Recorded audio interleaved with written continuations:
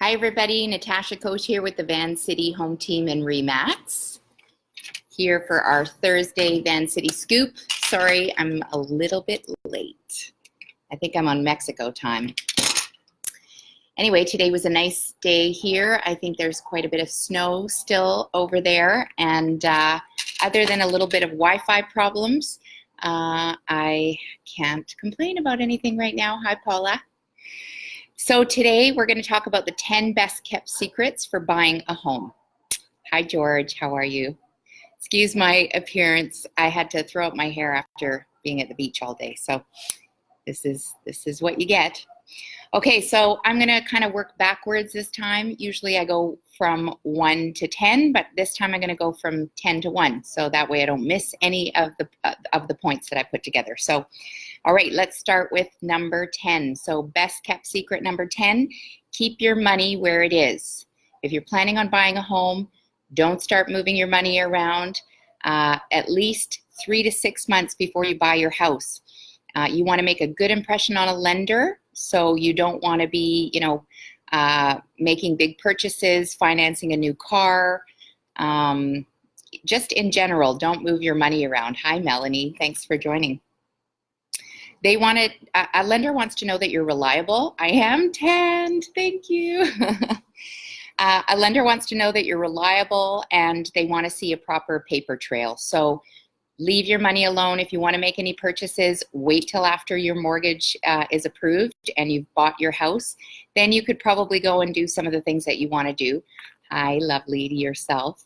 Hi, Tana. Thanks for joining. Don't apply for any credit cards. Sometimes it's super tempting. You know, maybe it's in the middle of the winter and you want a trip to Mexico and somebody's standing there offering you a credit card. Don't be tempted, and don't take any chances with your credit. Number 9, get pre-qualified. Now, pre-qualified and pre-approved is very different.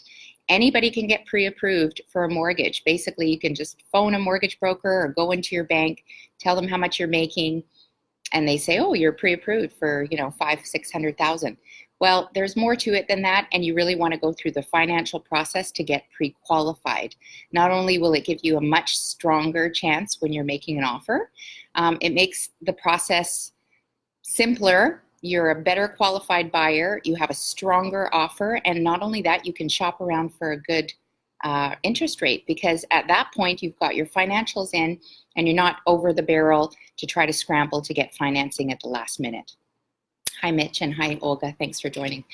So get pre-qualified, not just pre-approved. Number 8, hi Maya, thanks.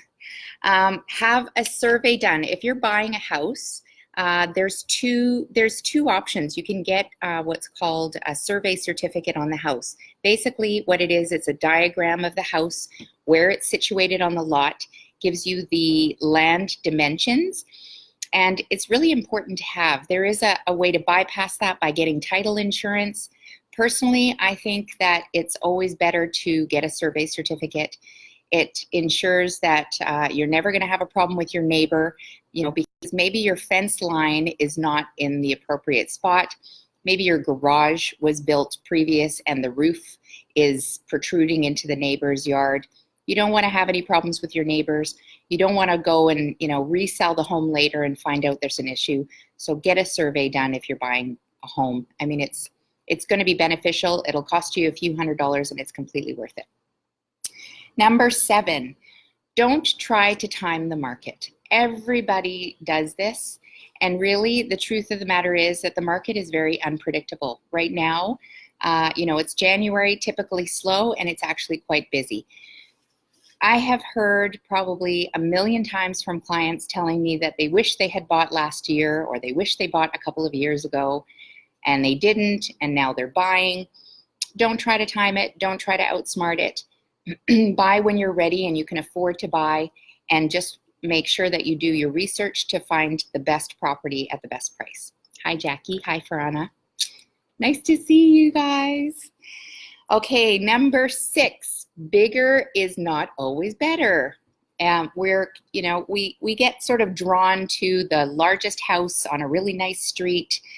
We think we're getting a big bang for our buck because it's the largest house. But the truth of the matter is that the largest house usually doesn't increase as in value as high as, maybe the older, worst house in the best neighborhood. You've probably heard that old saying, buy the worst house in the best neighborhood. It's completely true, and it has nothing to do with the square footage of the house. Thank you. Yes, I'm working on my tan. I hope I can keep it once I hit the cold when I get back, which is very soon. Okay, so check out your neighborhoods and buy a small house. Smaller houses actually appreciate in value much quicker. So if your neighbor, is 600,000 and, your house is 300,000, you will actually turn a bigger profit on your $300,000 home than they will, having bought it for 5. Number 5, avoid sleeper costs. So what are sleeper costs? Everybody focuses on the mortgage payment. Don't make that mistake. The mortgage payment, especially if you've come from a position of renting, there's more costs than just your mortgage payment. So make sure you budget for those. There's taxes yearly. There's water, sewer, garbage. There's strata fees if you're buying a condo or a townhome.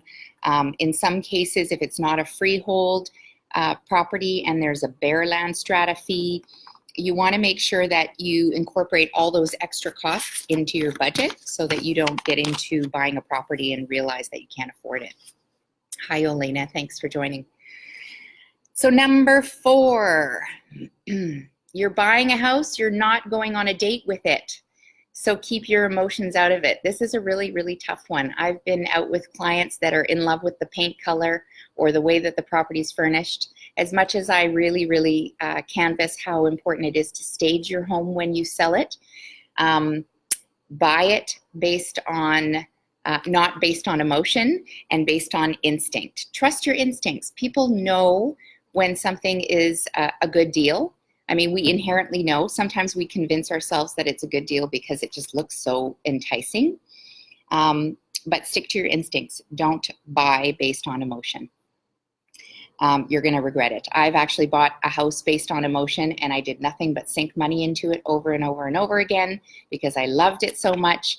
And I still cry about it to this day that I put so much money into that house.